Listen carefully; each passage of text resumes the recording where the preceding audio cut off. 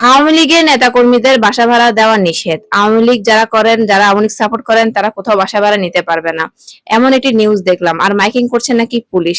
সেই নিউজে অনেকে কমেন্ট করতেছে তারা বাসা ভাড়া না নিলে তারা কি গাছতলায় থাকবে। এখন কথা হচ্ছে সবাই তো আর আওয়ামী লীগ খারাপ না। অনেকে আছেন 16 বছর রাজনীতি করো, এখনো পর্যন্ত ছলের ঘর থেকে টিনের ঘর পরিণত করতে পারে নাই। আবার অনেকে আছে যে ছনের ঘর থেকে বাড়িতে, এমনকি ঢাকা শহরে, চট্টগ্রাম শহরে ফ্ল্যাট বাড়ি, মানে একাধিক মানে বাড়ির মালিক হয়ে গেছেন, গাড়ির মালিক, আইফোন 4-5টা কিনে ঘুরেন, বিএমডাব্লিউ নিয়ে ঘুরেন, মানে 16 বছরে আঙ্গুল ফুলে কলা গাছ হয়ে গেছেন। অনেকে আছেন অনেক রাজনীতিতে সম্পৃক্ত, একদম প্রথম সারির অনেক নেতা আছেন, তাদের বাড়িতে এখনো ছনের গো, তাদের হাতেও একটা আইফোনও নাই।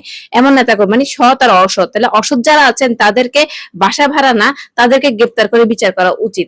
তাহলে যারা অন্যায় করেনি তাদেরকে ঘর ভাড়াও দেওয়া নিষেধ, তারা কি বেঁচে থাকাটাই মনে হয় যে অপরাধ হয়ে যাচ্ছে। তারা এখন বেঁচে থাকবে না, তারা কি মরে যাবে? ঘর ভাড়া নিয়ে গাছতলায় থাকবে? এটা কোনো কথা?